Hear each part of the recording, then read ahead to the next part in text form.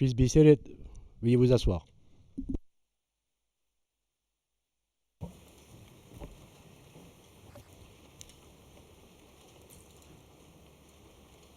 Yes, Mr. Nichols. Thank you, Madam President. Your Honors, let me now turn to the accused. The man sitting there, Mr. Abd-Al-Rahman, is Ali Kushayb. He is the Janjaweed leader in West Darfur, in Wadi Salah and Mukjar localities, who is widely known by his nickname, Ali Kushayb, throughout 2003 and 4, and as well before and after that period. He now denies that his name is Ali Kushayb. He disputes that Ali Kushayb even existed, but there's no mistake. The evidence will show that it is Ali Kushayb in the courtroom, finally facing trial. What do we know about his background? Well, first, he was born in Rahad al-Berdi, South Darfur in Sudan. He's a national of Sudan from the Taisha tribe. He was a member of the Sudanese Armed Forces, or SAF, up until around the middle 1990s. And when he was in that army, he was part of the medical corps. Upon retirement from the SAF, he opened a shop in Garcilla, where he sold medicine. And by at least 28 July 2005, the accused was affiliated with the Central Reserve Forces, or CRF. And each of these facts that I've just gone through and put on the screen are agreed with the defense. I'll go through now just some of the evidence from many sources, just some of it, which we will bring to this court in the trial that establishes that Abd-Al-Rahman is Ali Kushayb. These sources include, first, the accused's own conduct. Second, evidence from witnesses, many witnesses, who knew the accused before, during, and after the conflict by his legal name Ali Muhammad, Ali Abd-Al-Rahman, and also knew him by his nickname Ali Kushayb. And third, facts shared by the person widely known as Ali Kushayb, the notorious Janjaweed leader who owned a pharmacy in Garcilla, and the accused who owned a pharmacy in Garcilla. And witnesses also speak of Mr. Abd-Al-Rahman and Ali Kushayb, that person having a position of authority in the Janjaweed. I'll run through just a few examples of this type of evidence now. Conduct. The conduct of the accused confirms that he is the Janjaweed leader, Ali Kushayb. How did the accused end up here in the courtroom with us today? He voluntarily surrendered on a warrant issued for a suspect named Ali Muhammad Ali Abd-Al-Rahman, parenthetical, quotes, Ali Kushayb. The date of that warrant, as Madam President, you said in the beginning, 27 April 2007. The chamber wrote in issuing that warrant that it hereby issues, quote, a warrant of arrest for Ali Muhammad Ali Abd-Al-Rahman, also known as Ali Kushayb, end quote. To surrender on that warrant, issued in his legal name and clearly the alias Ali Kushayb, the accused voluntarily traveled secretly through the jungle, crossed the border from Sudan into the Central African Republic. Wasn't arrested at a police checkpoint, no helicopter swooped down and arrested him. He came to surrender to the court. The defense states that that surrender was difficult and dangerous. And when he surrendered, this is in our trial brief at paragraph 9, when he surrendered, he never once contested to the representatives of the court who were there to meet him, nor to the Central African Republic authorities, that he was Ali Kushayb. He had duty counsel, he had an interpreter, he never contested his identity. There's also evidence that the accused was known by the nickname Ali Kushayb in official documentation issued before the first ICC arrest warrant for his arrest in 2007. Back in 2006, he was interviewed in Sudan, in Khartoum, by the Sudanese authorities who were investigating events in Darfur.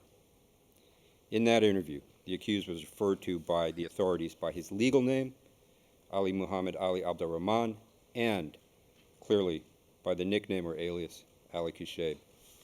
And if we could take a look at that interview from November 2006 by the government of Sudan, the interview record begins. In accordance with the instructions of the esteemed deputy of the Ministry of Justice, I undertake the questioning of Ali Muhammad Ali Abd-Al-Rahman, parenthetical Kushayb, over the incidents pertaining to the conflict in Darfur as follows. And then we see the name of the person being interviewed. Name, Ali Muhammad Ali Abd-Al-Rahman, Ali Kushayb. This interview continues to refer to the person being interviewed as Ali Kushayb as the questioning continues. When the interview is continued on a following day, the interviewer states, if we could bring that up, Claire, we are continuing the questioning of Ali Kushayb, refers to him directly by his nickname. At the conclusion of this interview, conducted over more than one day, the accused signed this statement with his legal name, the statement which clearly identified him with the alias Ali Kushayb. He signed that statement at the conclusion after correcting parts of the statement from the questioning the day before. That's done. And in addition to the name and nickname, this 2006 interview contains several details about the person being interviewed. Mr. Abd-Al-Rahman, also known as Ali Kushayb, which match agreed facts concerning the accused. His membership in the CRF, agreed fact 13. That he had a pharmacy in Garcilla, agreed fact 11. His place of birth, agreed fact 7. And his belonging to the Taisha tribe, agreed fact 4. So just to summarize the evidence from his own conduct, the accused undertook a difficult, dangerous, covert journey across the border from Sudan to the Central African Republic to surrender. He surrendered on an arrest warrant, captioned for a suspect with the alias Ali Kushayb, and over 15 years ago, in 2006, signed a statement taken by the government of Sudan, which included the alias Ali Kushayb. I'll move on now to witnesses in the case. Many knew the accused during the relevant period, and they will testify that Abd-Al-Rahman was known by his nickname, Ali Kushayb. These include P769, who states that Ali Muhammad Ali Abd-Al-Rahman is also known as Ali Kushayb. P0117, Ali Muhammad Ali Abd-Al-Rahman had the nickname of Ali Kushayb. P012, Ali Kushayb's real name is Ali Muhammad Ali.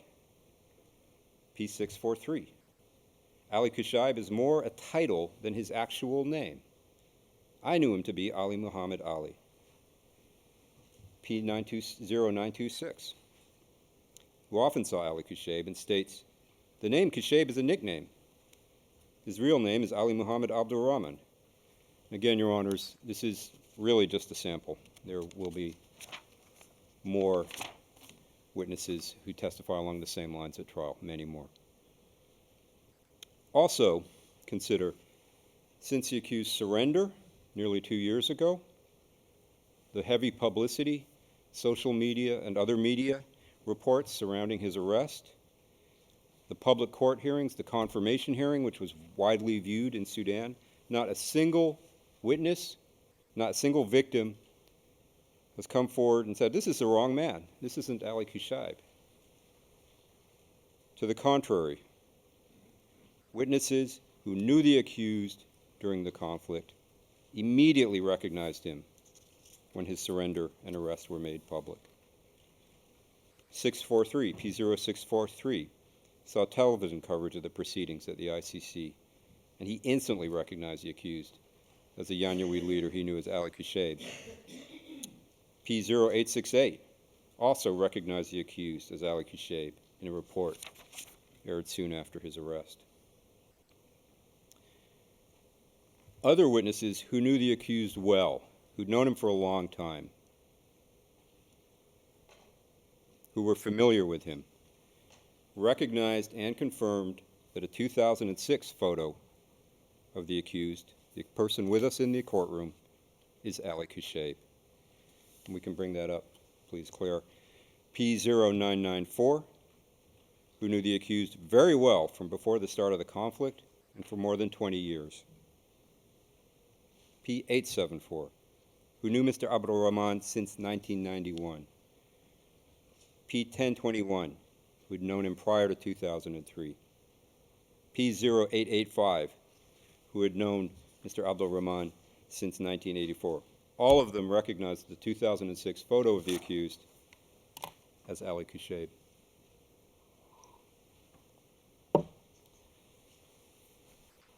I'll discuss now the pharmacy owned by the accused in Garcilla during the relevant time period and its significance. Now, the defense stated in the confirmation hearing, that was on 25 May last year at page 84, that the accused sold medicine from his pharmacy in Garcilla at the time of the events. It's an agreed fact that he sold medication from his shop, which was situated near the agricultural bank in Garcilla. It's agreed facts 11 and 14. And many witnesses, again, I'm only going to show a few, will testify that the man they knew as Ali Kushayb owned a pharmacy in Garcilla. P0935.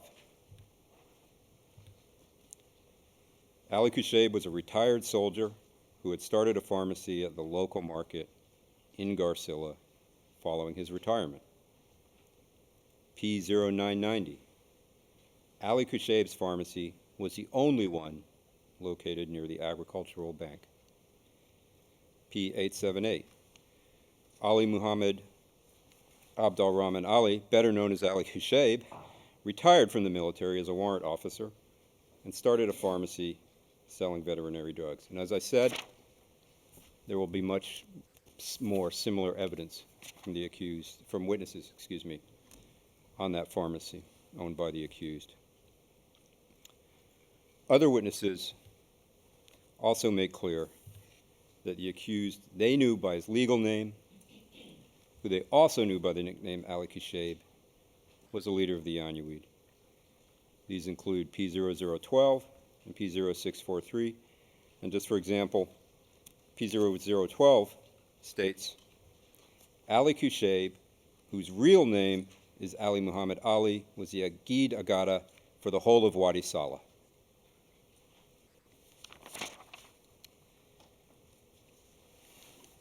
Your Honors, I've briefly outlined just some of the evidence we will lead at trial on this issue, but there is no doubt, there is no room for doubt.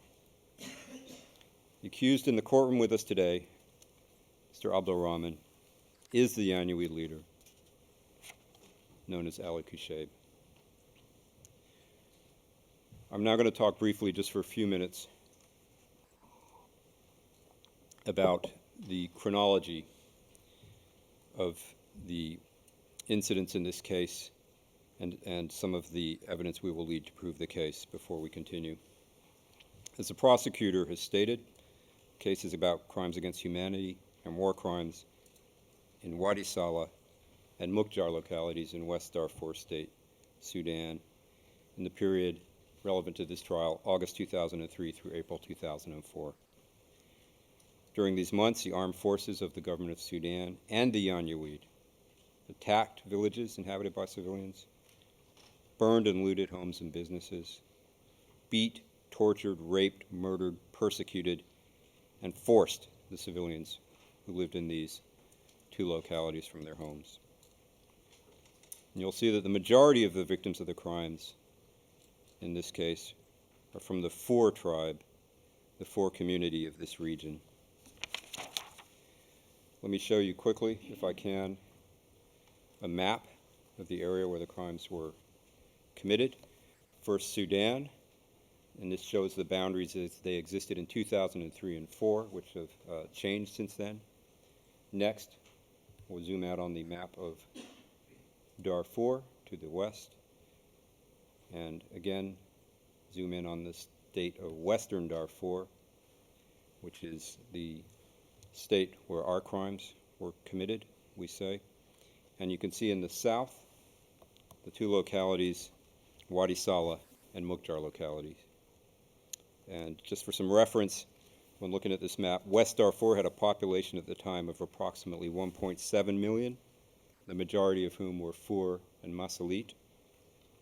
And when you see Wadi Saleh in the box, the rectangle within the map on the left, those two localities comprised approximately 1,400 square kilometers. So that is the setting for the crimes in this case. And I'll give just a very brief background now to the armed conflict. In 2003, the government of Sudan was facing a serious problem, a serious armed rebellion in Darfur.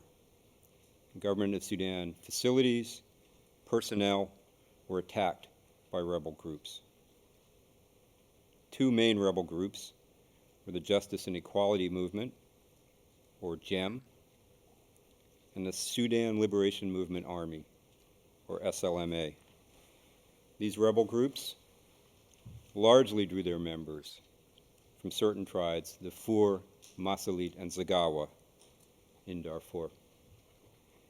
Two notable rebel attacks that you'll hear about during the trial. A very famous attack, 25 April 2003, a coordinated attack on the airport at Al Fashir in North Darfur.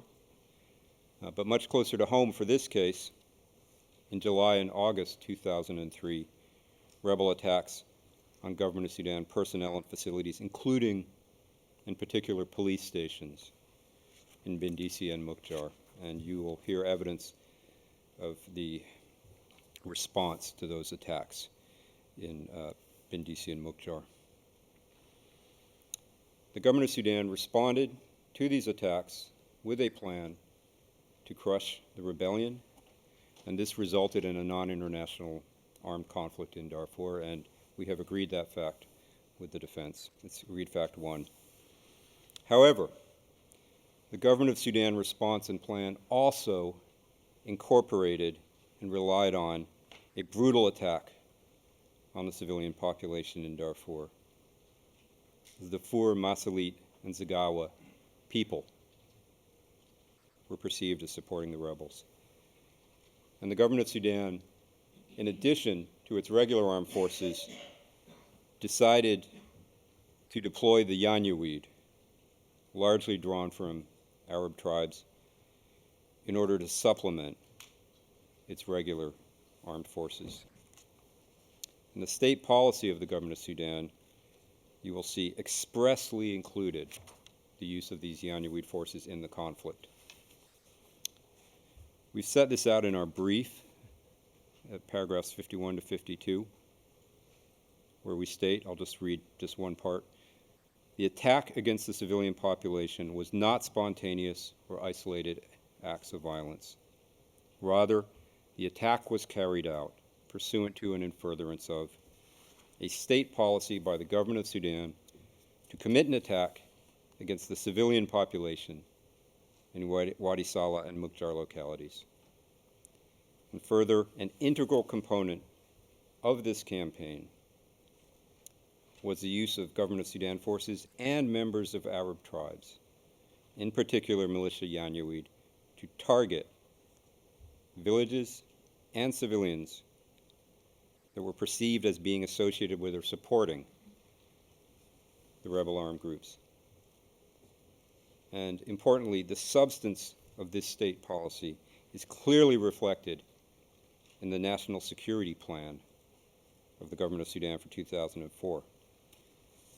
And Mr. Jeremy will soon discuss the state policy and national security plans and detail how they included the targeting of the four Zagawa and Masalit villages, and importantly, also the assassination, the killing of community leaders, or umdas, who were considered rebel sympathizers. That's the context of the crimes, in this case, committed by the accused. And let me just quickly go through the chronology of the crimes in these locations that you will hear about today. Thank you. First, and we see this to the lower portion to the left, the attack on Kundum and Bindisi on about 15-16 August 2003. The accused, Abd-Al-Rahman al-Kushaib, leads the convoy of armed Yanyuid and Geo forces in this attack on the civilian population. At least 16 women and girls are raped, at least minimum 63 persons, including men, women, and children, are murdered as a result. The surviving civilians, Kundum and Bindisi, are displaced, their property stolen or destroyed. Next, moving chronologically, we come to Mukjar, which we see to the right or east. These crimes committed in Mukjar, set out in counts 12 to 21, were committed in late February, early March 2004. The evidence will show that 4 men were held in police stations in Mukjar, as the prosecutor talked about this morning, and other nearby detention facilities in horribly inhumane conditions. At these detention facilities, the accused, present, beat prisoners, he selected prisoners for execution, he ordered the execution of prisoners, and ultimately, at least 122, again, minimum figure, 122, 4 men, some young boys and children, were murdered. One witness describes the convoy of prisoners being taken away to detention sites in Mukjar from their out-of-town, where Ali Kushaib ordered that they be taken off the vehicles and shot. And you'll hear the evidence, Your Honors. Who were these victims? Who were these people detained, beaten, loaded onto vehicles, and then murdered on the accused's order? The evidence is that they were simply traders, farmers, other first civilians, many of whom had been displaced from their homes in earlier attacks. They'd fled to Mukjar in an effort which ultimately failed to survive. Finally, we come to Delej, a bit up north on the map in front of you. Delej and surrounding areas. Crimes here occurred shortly after the crimes in Mukjar. They were committed about 5 to 7 March 2004, and you will see that they follow a similar pattern to the crimes in Mukjar. In and around Delej, the accused personally beats detained 4 men, personally murders prisoners with his axe, supervises the process of prisoners being forced onto vehicles for transportation to execution sites, orders the execution of detainees, and this results in the murder of at least minimum 137 4 males. Again, as in Mukjar, you'll see from the evidence, these victims were displaced 4 people, citizens, who had fled to Delej following earlier attacks on their homes in other villages. And again, as in Mukjar, the evidence is clear. 4 community leaders, umdas, are especially targeted for violent crimes against them. Your Honors, the evidence in this case will prove that from at least August 2003 through April 2004. The accused, Mr. Abd-Al-Rahman Ali Kushayb, is leading the attack on the civilian population, leading the convoy of Janjaweed and GOS forces in the attack on Kadum and Bindisi, shouting to the troops, ordering to the troops, wipe out and sweep away, after which those attacking forces murder, rape, displace that civilian population, and pillage and destroy their properties. During this time, you will see he's inflicting, throughout this period, he's inflicting severe violence on civilians, beating prisoners. In Mukjar and Dalej, he's hunting down, he's searching for displaced 4 men from earlier attacks. He murders prisoners directly, himself, with his axe. He supervises the process of taking the victims, the detained persons, to be murdered by others at other locations. He orders that the prisoners, the victims, be shot and killed. And as he's standing there, he watches as they die, and he demands that there be no survivors. That is the case that we will lead, the evidence we will show you, Your Honors, during this trial. And I thank you. I'm followed now by Mr. Jeremy. Yes, Mr. Jeremy. Thank you, Mr. Nichols.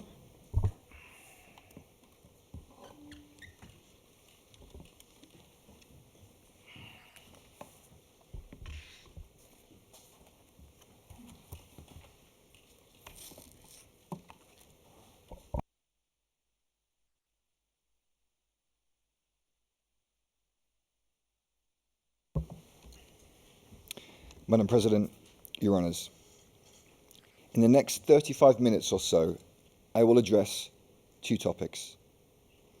First, I will briefly focus on the contextual elements of war crimes and crimes against humanity to frame the conflict and provide the broader context in which the accused committed the charged crimes. Second, I will focus on the accused's position of authority and influence, which was central to his responsibility for the charged crimes. So firstly, the contextual elements of war crimes. Your Honours, in this case, on the basis of agreed facts 1, 2, and 4, paraphrased on our screens, the prosecution and the defence agree that from at least April 2003 until at least April 2004, an armed conflict not of an international character was ongoing in Darfur. The parties to that conflict were the GOS forces on the one side, and on the other, as we have heard, 2 main rebel groups: the Sudan Liberation Movement or Army, the SLMA, and the Justice and Equality Movement, or GEM. Now, in terms of who the various entities fighting on the side of the government of Sudan were, namely the GOS forces who were fighting in this counter-insurgency, as we see on our screens, they included the following: the Sudanese Armed Forces, or the SAF. They were the official armed forces of Sudan, and they included the military intelligence branch. These forces also included the Popular Defense Forces, or the PDF, an official paramilitary reserve force of the SAF. Various police forces were also involved: the regular police, the Central Reserve Forces, or CRF, also known as Abu Taira, and we have heard about their involvement in crimes from the prosecutor already, and the Popular Police Forces, or PPF, a local reserve police force. Your Honours, of critical importance in this case, the militia Janjaweed were also allied with these GOS forces in the armed conflict. This term militia Janjaweed is used by the prosecution as a general description for the irregular fighters who fought in the armed conflict alongside the GOS forces, and it is used, as you will hear, by witnesses in the same way. While the militia Janjaweed were mainly drawn from the Arab tribes, it is not the prosecution's case that all Arab tribes in Darfur were involved in this conflict on the side of the government. Your Honours, the militia Janjaweed were known by a variety of names, including Furzan, Bashmerga, and Mujahideen.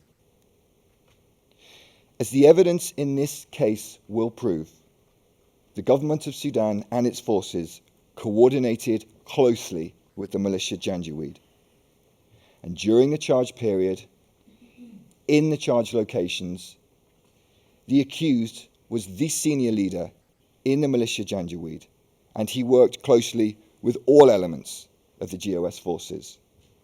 And in this way, he was well aware that the crimes he committed took place in the context of this armed conflict. Madam President, Your Honours, I turn now to the contextual elements of war crimes, the broader circumstances in which the charged crimes against humanity were committed. As set out on our screens, in the course of this trial, the prosecution will demonstrate that between at least August 2003 and at least April 2004, government of Sudan forces and the militia Janjaweed committed a widespread and systematic attack against the civilian population in the Wadi Salah and Mukjar localities, and that this attack was carried out pursuant to and in furtherance of a state policy to attack these civilian populations.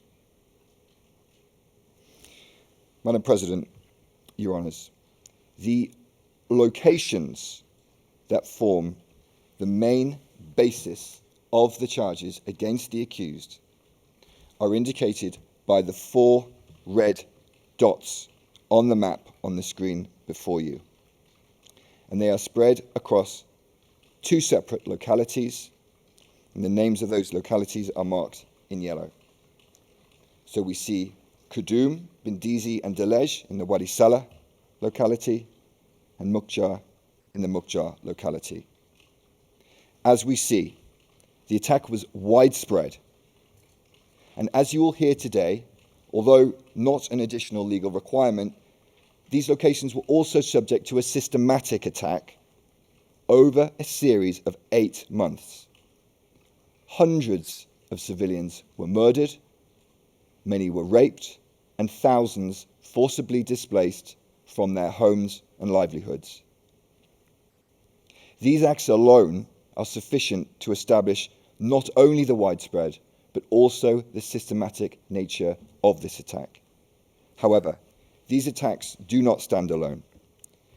As the prosecution will show in the course of this trial, other locations were also attacked during the charge period, and these are shown by the green boxes marked A on our screens. Your Honours, I turn now to the state policy pursuant to which and in furtherance of this attack was committed. Now, during the course of this trial, the prosecution will present significant and varied evidence of this policy, parts of this evidence is set out on the screen before us. For example, official documentation from the government, evidence of meetings and public speeches, use of public resources for the militia Janjaweed. I have referred to the evidence of the systematic pattern of violence.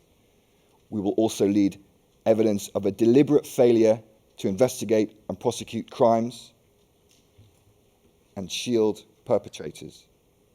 Taken together, this evidence will demonstrate that in response to the rebel attacks in Darfur that began for the purposes of this case in April 2003, the government of Sudan devised a policy to use its forces and militia Janjaweed to target villages and civilians that were perceived as supporting rebel armed groups. Your Honours, witness P140 is one of the many prosecution witnesses that were used by the government of Sudan to implement this state policy. And he expresses it in simple terms. Quote, "We understood it as a total war, and we should destroy or annihilate all villages. We found ourselves not fighting an armed force. All the fighting was against civilians. Villages were burned down, looted, women were raped." This state policy was executed by government officials and institutions at the national, the state, and locality level, and at the ground level, Your Honours, in the Wadi Salah and Mukjar localities. This policy was implemented by the accused and his militia Janjaweed, acting together with government forces.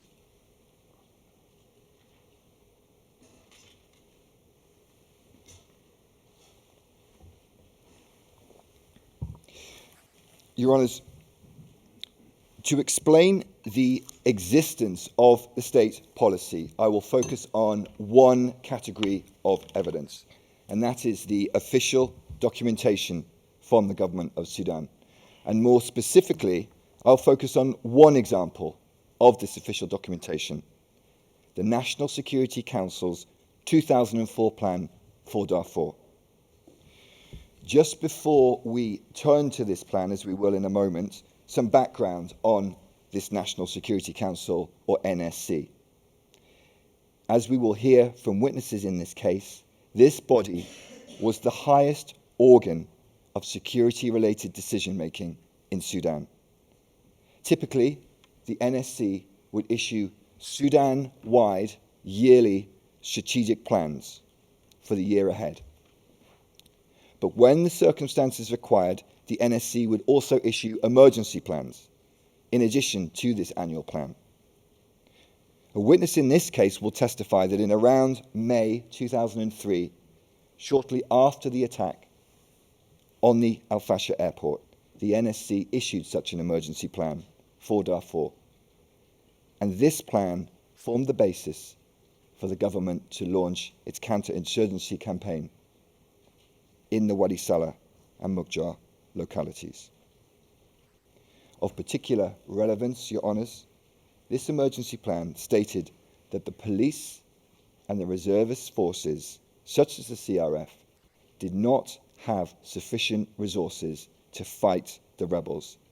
And on that basis, a decision was taken to use Arab tribes in the conflict. A number of elements of this emergency plan are contained in the National Security Council's plan from 2004 for Darfur.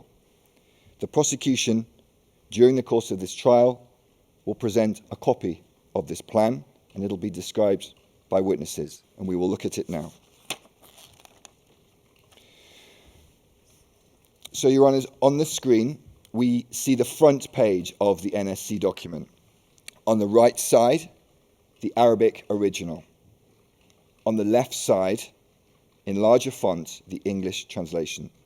This first page is a covering letter dated the 18th of December 2003, by which the Minister of Defence and the NSC rapporteur, Bakri Hassan Salah, sent this 2004 plan to the Director General of the National Security Service. As we see in the bottom left corner, those copied included then President Omar al-Bashir and then Minister of the Interior Abd-Al-Rahman Mohammed Hussein. If we look at the original on the right side, we see it is stamped, dated, and signed.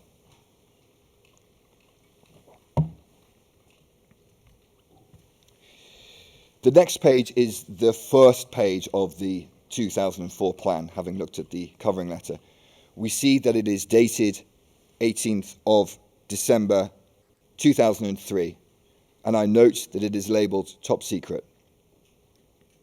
We see the subject is National Security Council 2004 Plan for Ending the Rebellion in the States of Darfur. In broad terms, Your Honours, this plan provides an introduction to the rebellion and then proposes a plan to end that rebellion, listing objectives, means of implementation, general orders, and an assessment of the situation. Let's look at the objectives on page 3. Objective number 3 is, quote, imposing control over all the villages and the region to which rebel leaders belong, Fur, Zigara, and Mazalit. Next, we see means of implementing the plan. Number 1, creating semi-regular forces from Arab tribes. As Your Honours will hear from witnesses in this case, this is a reference to the militia Janjaweed forces. And here, in the NSC's first annual plan since the start of the conflict, we see the reflection of a policy that was already in existence since the May 2003 emergency plan. As we will hear from expert witness P1042, the use of proxy militias to fight conflicts was by this time an established pattern of behaviour by the government, and this militia strategy was tried and tested from previous conflicts in Sudan. Moving forward, we see, quote, purposes of creating semi-regular forces. And at number 2, we read, quote, carrying out assigned tasks such as assassinating rebel leaders and the sympathizers from among community leaders, umdas, and local administration officials.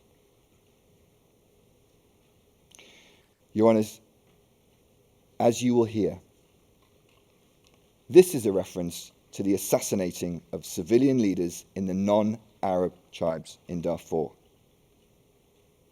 Umdas were trusted authority figures in the community, trusted and respected elders who would represent civilians across multiple villages. A few months after this plan, as Your Honours will hear in detail from my colleagues, the accused would play the central role in the murder of a number of umdas and community leaders in Mukjar and a short time later in Delej. Turning to the final page of this plan, we see from the original at the bottom on the right side, it is stamped, dated and signed. And under the heading, assessment of the situation, we read, quote, the field of operations will be the rebel movement's camps. The villages of the leaders and the soldiers shall also be considered as a field of operations because they offer them shelter and hideout after they carry out their operations against government targets. This aspect of the plan, to target villages and civilians that were considered linked to the rebel groups, exemplifies the continued policy of targeting civilian areas such as Kaduma Bendizi, which had already begun following the earlier May 2003 emergency plan. Your Honours, the accused Abd-Al-Rahman well knew that he was implementing this policy to attack the civilian population. Your Honours will hear from witness P1021, who heard the accused tell officials in Mukjar quote, "I know that the rebels come from inside the towns, so I'm going there and hitting hard, everybody. I don't care if it's elderly or kids or anyone." Days later, in Kadum and the town of Bindisi, this is exactly what he did, leading his forces into those locations and targeting elderly, children, and anyone who got in their way.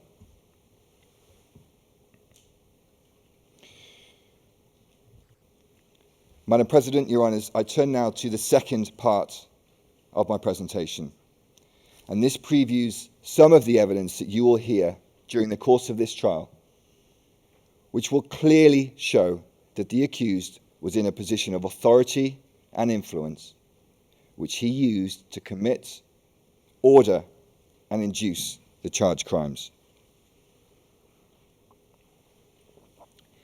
This evidence will demonstrate that the accused was a senior militia leader who cooperated with and influenced to varying and increasing degrees political and military figures at the national, the state, and the locality level. And Your Honours, I will focus on three aspects of this evidence that demonstrates the accused's authority and influence, as shown now on our screens. So first, I will look at his position as a Guide al-Oghada, which began in around March 2003. Second, his response to the rebel attack on Mukjar in August 2003. And third, his meetings with senior political and military figures during late 2003 and early 2004, during which he was provided with weapons and money. Taken together, these factors demonstrate the increase in the accused's authority and influence as his network of relationships with GOS officials and members of GOS forces expanded and grew during the course of the charge period. First then, his position as a Guide al-Oghada. Within Arab tribes, there was a long-standing arrangement where men would be chosen to lead the fighters within a tribe. These military leaders were called agids or colonels, or sometimes referred to as an emir. The head of the agids within a particular area was called the Agid al-Oghada, or the colonel of colonels. During the relevant period, in the relevant locations, Abd-Al-Rahman Ali Kushayb was known as the Agid al-Oghada. During this trial, Your Honours will hear from P12, who, as we see on our screens, explains that, quote, Agid al-Oghada made Kushayb the highest ranking Agid in Wadi Salah. P12 further explains that he was appointed to this position in around March 2003, so before the start of the charged crimes, quote, because of his military experience and education. Your Honours will also hear from witnesses such as P883, who, as we see on our screens, recalls that the accused was, quote, an experienced military officer and known as a fearless warrior. And as we have heard, the accused's prior military experience is not in dispute in this case. Your Honours will also hear from witnesses such as P905, who recalled, in reference to the accused, quote, in front of his shop, you will find the umdas of different Arab tribes. He is very keen on leadership, or being the chief of the Arabs. And here, Your Honours, P905 is describing how, as a prominent member of his community, Arab umdas from different Arab tribes would come to the accused's shop or pharmacy, his ownership of which, as we've heard, is also not in dispute in this case, to seek his guidance and his advice. And P905 emphasizes the accused focus on leadership and his ambition. The last entry on the slide refers to P643's evidence that in Garcilla, the main town in the Wadi Salah locality, in around August 2003, the accused was appointed to head a newly created Mujahideen committee, which was used to recruit and arm the Janjaweed. P643 will explain to Your Honours that this appointment was made at the suggestion of Garcilla Commissioner Jafar Abd-Al-Rahman and was based on the accused's existing role as a Gid al-Oghada of the Arab tribes. Your Honours, owing to this pre-existing leadership position, the accused was therefore already in a position of authority prior to the charge period. His power grew with his appointment to this Mujahideen committee, and as we will see, it expanded further following the attack by the rebels on Mukjar in August 2003.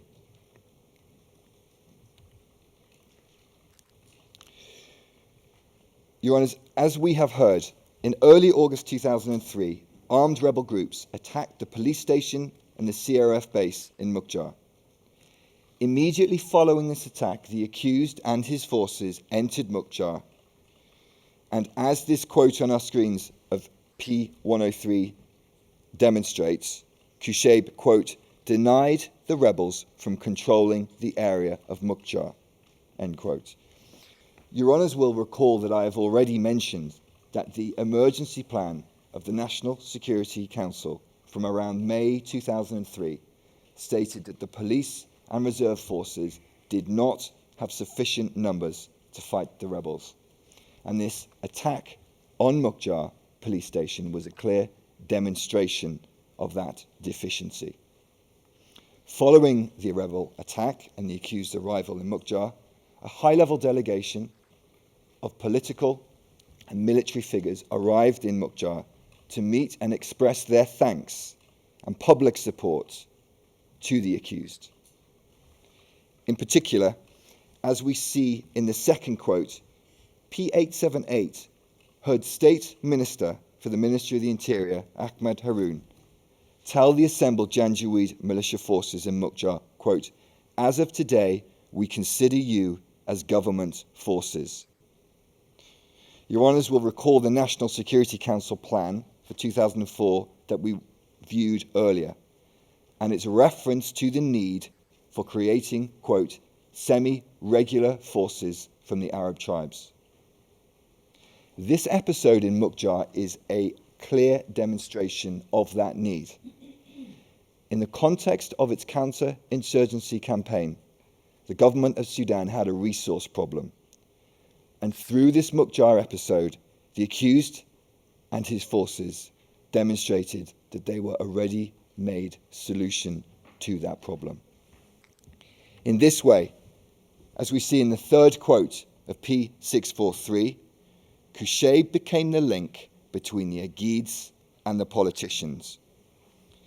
And as P12 recalls in this final quote, after this event, Kushayb's influence grew, and he started to operate outside the area of Wadi Salah. Your Honours, the third key indicator that I mentioned was the accused, in relation to the accused's position of authority and influence and its growth, is the series of high-level meetings that he attended in Garcilla and Mukjar in this role as the link between the government of Sudan and the militia on the ground. At a number of these meetings, as witnesses in this case will testify, the accused would receive weapons, equipment, and money. Your Honours will hear from a witness who refers to a signal communication in around December 2003 from a senior minister stating that weapons and uniforms for the accused would be delivered to the Sudanese armed force military base in Garcilla in around December 2003.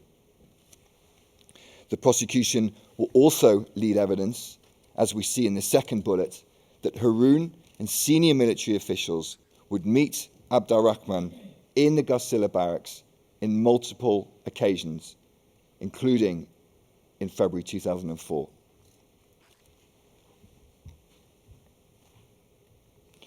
Haroun would also meet the accused in Mukjar during the same period, and witnesses saw him provide the accused with boxes assumed to contain weapons and money.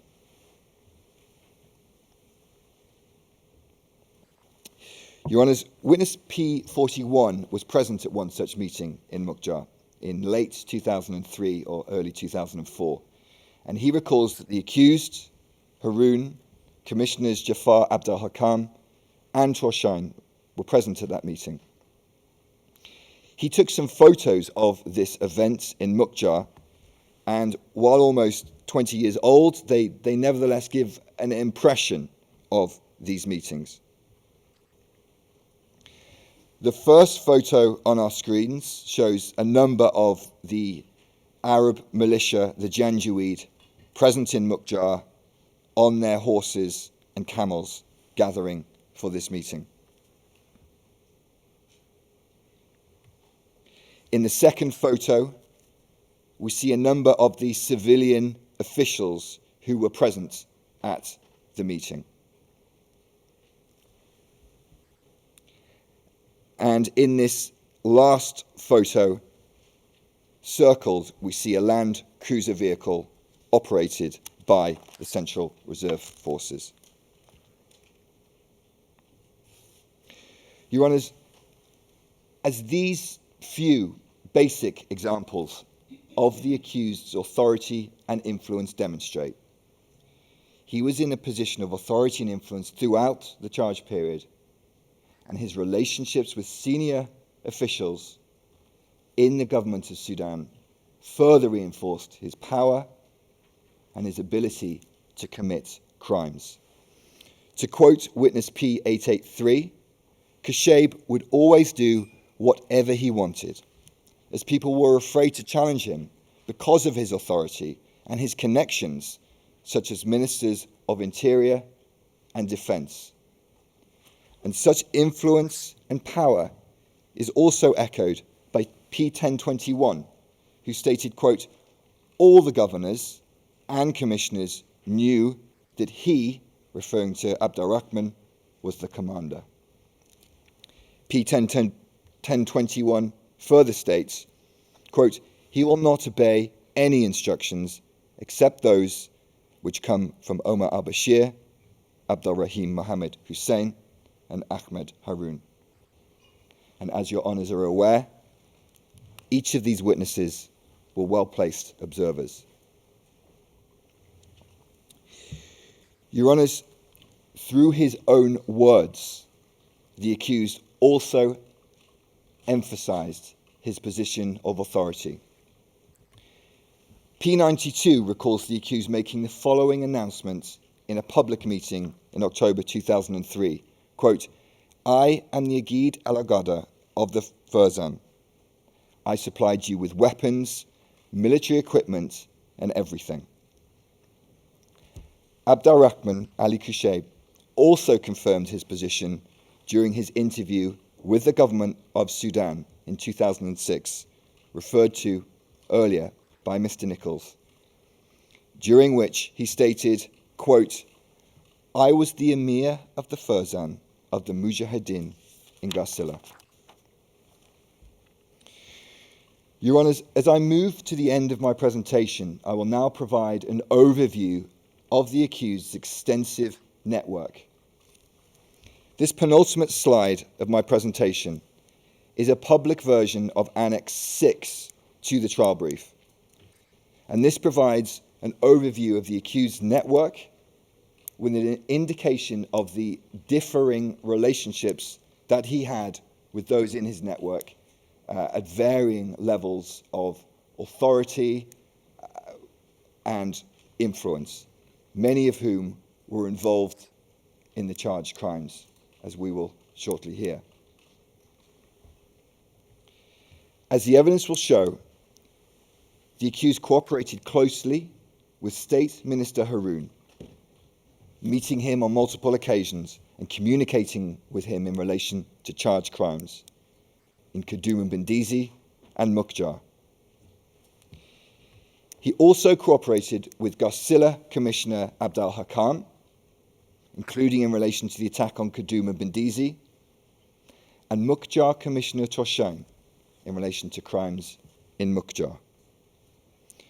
As regards his relationship with the GOS forces, he cooperated closely with military intelligence officer Hamdi, who, as we will hear, was also involved in the crimes in Mukjar and Delej. He cooperated and influenced CRF officers Hamadan, especially in relation to the attack on Kudum, and Al-Tayyab, including in relation to the charged crimes in Mukjar. He also cooperated with PDF officer Hareka, who was also involved in charged crimes in Mukjar. And in a further expansion of his network, the accused also cooperated and influenced Popular Defense Force members, officials Hazabala and Zakaria in the course of the crimes in Kudum and Bendizi, as we will hear, and Hazabala was also involved in crimes in Mukjar and Delej.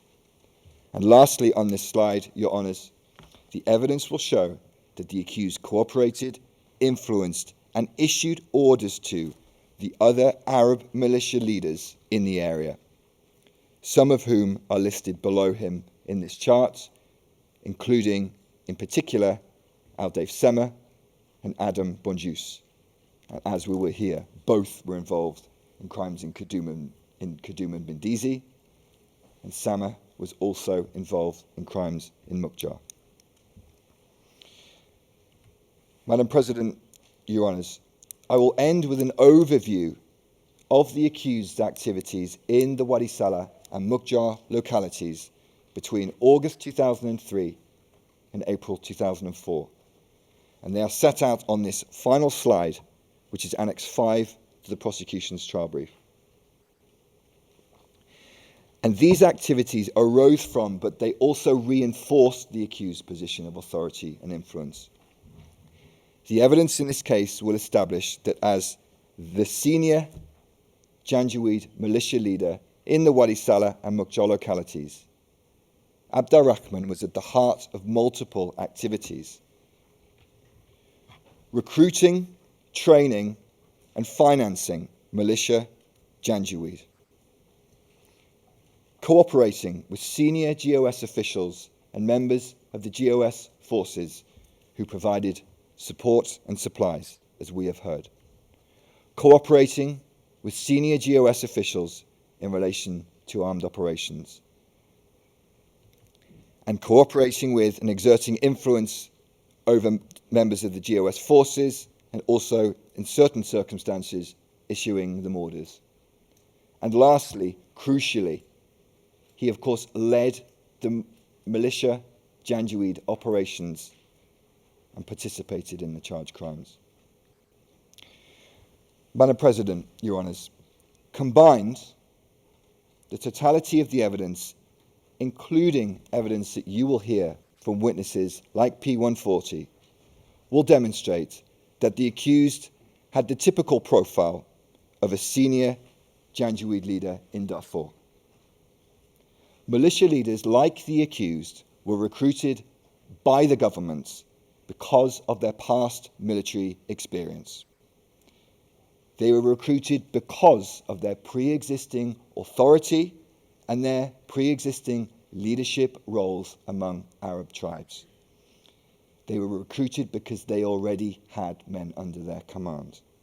And once recruited, these senior militia leaders were supplied with weapons, money, and they gained direct access and developed strong relationships with senior political and military officials. In a clear reflection of the state policy, This was the profile of senior Janjaweed leaders across all of Darfur. Janjaweed leaders that the government of Sudan used to fight its counterinsurgency and attack civilians perceived to be connected to the rebel groups. In this respect, Your Honours, the accused was not unique. He may not be the most famous or the most notorious militia Janjaweed leader in all of Darfur. Yet in the Wadi Salah and Mukjar localities of West Darfur, people, especially his victims, knew exactly who he was and what he did. And in the course of this trial, witness after witness will describe the way in which Abd-Al-Rahman Ali Kushayb used his authority and his influence to commit the charged crimes that devastated the civilian populations in the Wadi Salah and Mukjar localities, starting in Kudum and Bindisi, as my colleague Ms. Sims will next describe.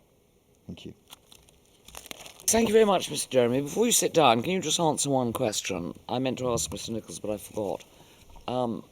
Is the interview that was conducted with the in Sudan of the accused, was that videoed or was it just in a written document? It's just a written document, Madam President. Yes. Right. Yes, thank you very much. Yes, thank you, Mr. Jeremy. Yes, Ms. Sims? We'll need 1 minute to rearrange, Your Honours.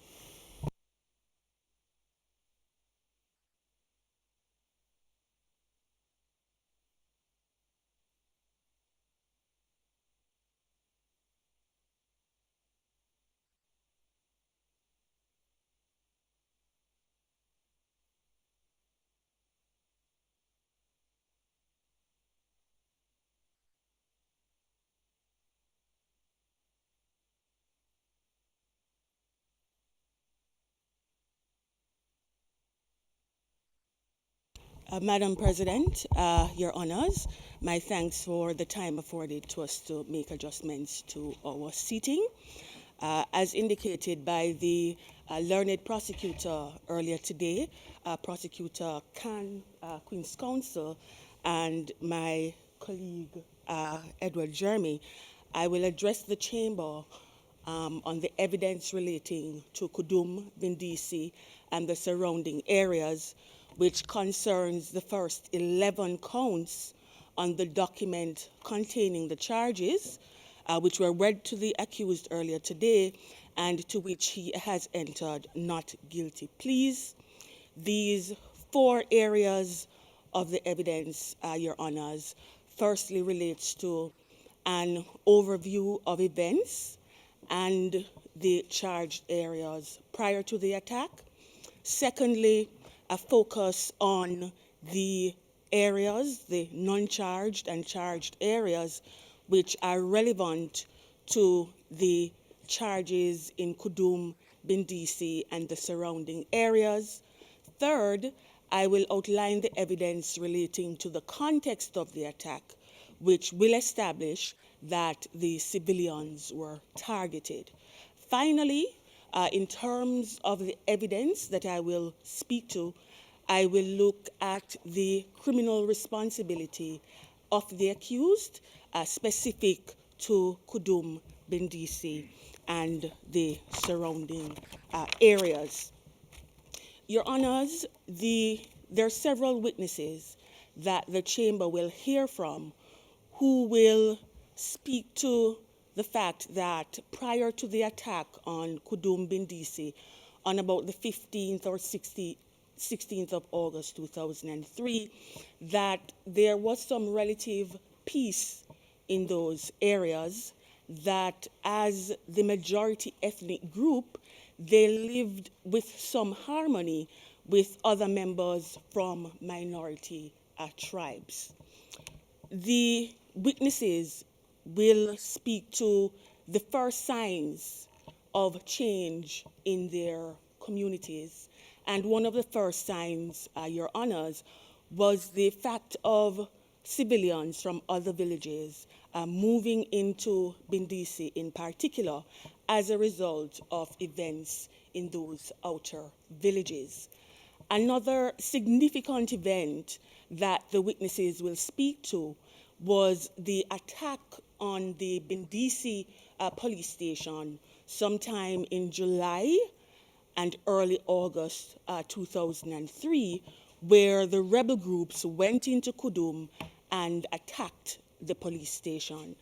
The other significant event relating to the rebel groups, which my colleague Mr. Jeremy spoke to earlier, was a rebel attack in Mukjar itself, sometime after, a few days after the rebel attack in Bindisi.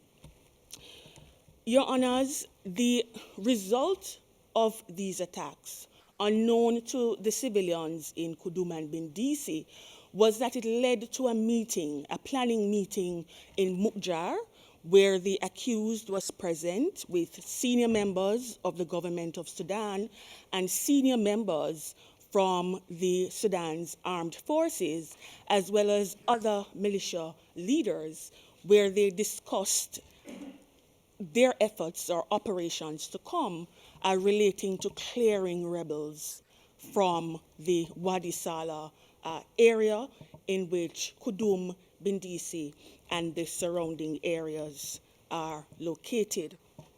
To this effect, Your Honors, I invite the Chamber to look at our screen, and on the screen we are seeing an overview of several villages, and these areas are broadly located in two areas in the Wadi Sale locality, the Mukjar locality and the Bindisi locality. We will first look at the area of Mukjar. Your Honors, Mukjar is relevant to the Kudum and Bindisi charges in two ways. Firstly, and my colleague, Mr. Jeremy, spoke to it earlier in terms of the planning meetings that took place in Mukjar, which eventually led to the attack on Kudum, Bindisi, and the surrounding areas. And so I won't trod over ground that has already been addressed to the Chamber. The other relevance of Mukjar, Your Honors, is that this is the village where many civilians from Kudum, from Bindisi, will explain to the court that they had to walk or run to as they sought to seek safety or shelter from the unfolding attack in Kudum, Bindisi, and the surrounding areas.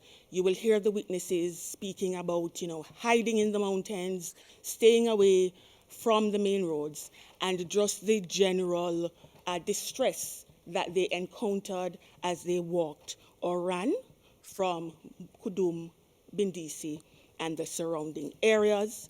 In terms of the distance of Mukjar from the charged areas of Kudum and Bindisi, Mukjar is about 19 kilometers away from Bindisi and about 14 kilometers away from Kudum. The other village that we will move to, Your Honors, is Nerli.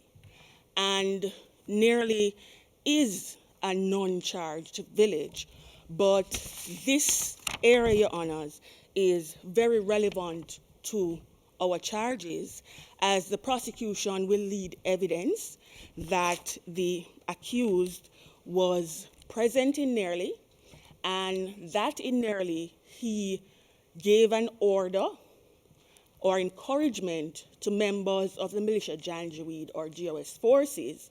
In particular, witness 921 will speak of this, Your Honor, and this witness is categorized as an insider witness, firstly, because of the vantage points that he had during the unfolding attack, and secondly, because of his access to the accused.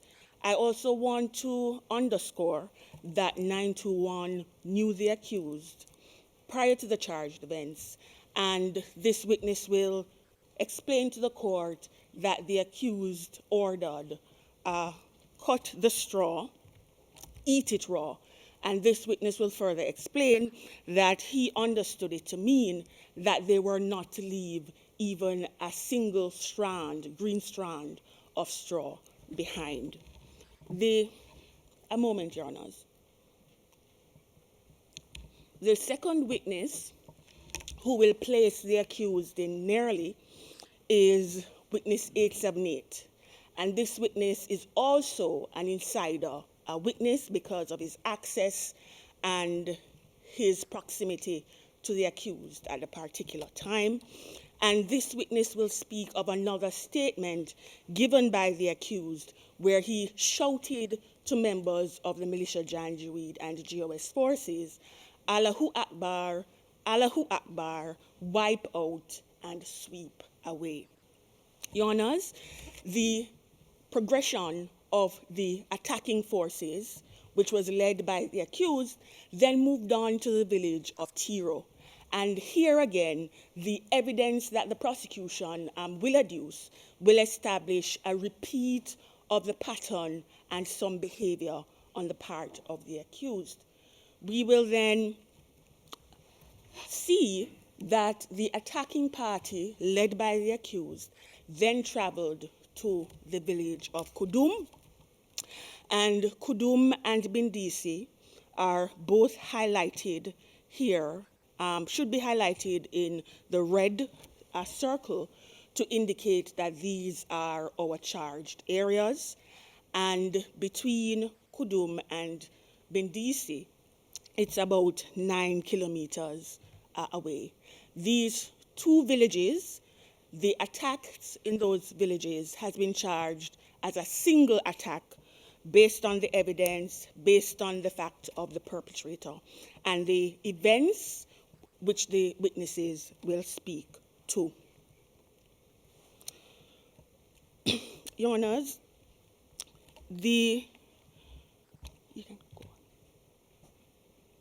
I had earlier indicated, Your Honors, that the accused had made some statement in Nearly, and again, the prosecution will adduce evidence that he repeated those statements in Kudum, where he blew his whistle, and the issue of the accused having a whistle and using it, the chamber will see that this is a defining quality of the accused or associated with the accused, because after he blew the whistle, he shouted to members of the militia Janjaweed and GOS forces, let's go, Allahu Akbar, wipe out, sweep away.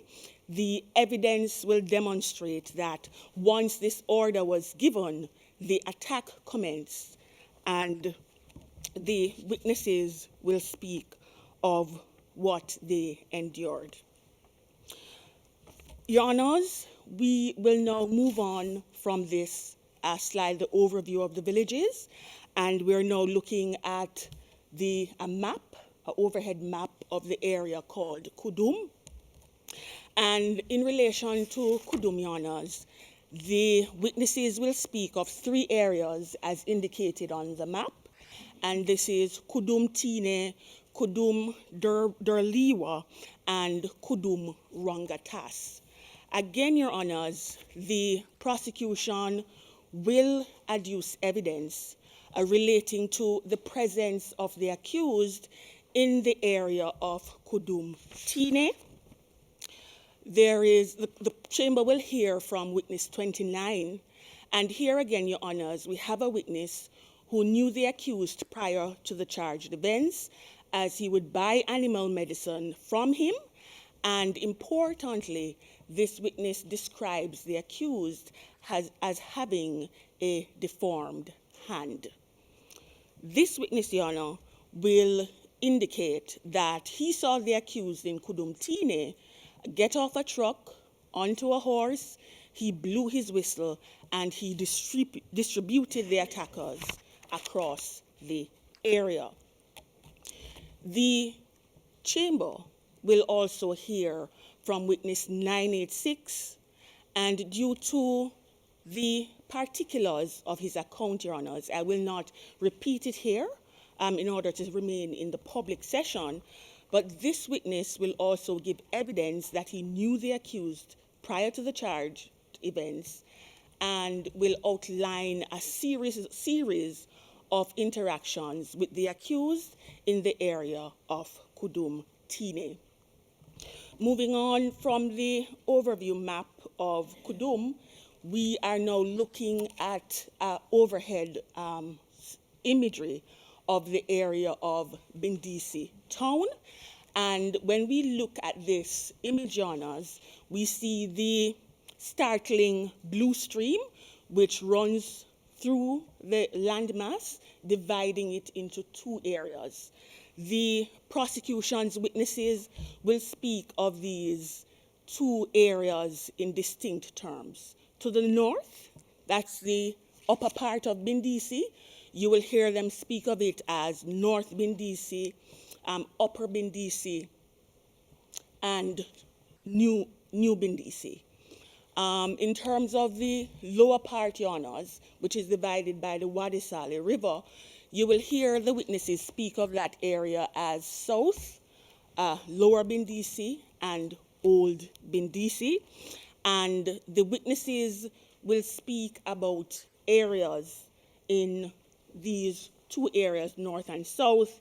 In particular, to the north, many of the witnesses will speak about the Zakat office, which is an important building office in the evidence and partly explains what occurred in the attack in Bindisi. The witnesses will also speak of the locality building, the Grand Market, the mosque, the hospital, and the police station. For the south area of Bindisi, you will hear the witnesses speak of the mosque, the police station, and importantly, the daily market and the CRF base. The Wadi Saleh River, Your Honors, not only does it divide the area into north and south, it is also relevant as many of the witnesses will speak to the Wadi Saleh as a point of reference as they describe fleeing from the attack and as they describe some of the criminal episodes that they survived. Thank you, Your Honors. Your Honors, in relation to the crimes, I'll now turn to the third issue. And here I am dealing with the context of the attack, and the prosecution will adduce evidence of how the attack unfolded and the targeting of the civilians in ways that will establish that they were defenseless and essentially at the mercy of the accused. So are you moving on to a new topic then, Ms. Sims? Yes, Your Honor. Well, then, in that case, we'll take the break now. Very well. And sit again at, what is it, 2:30? And sit again at 2:30. Can I just remind, Ms. Sims, if it's still on your feet, that because there are matters that I want to raise with both counsels to stop at 3:30. Will do, Your Or Honor. whoever is next after you. Thank Very you. well. Yes, very well, 2:30, please. All rise, veuillez vous lever.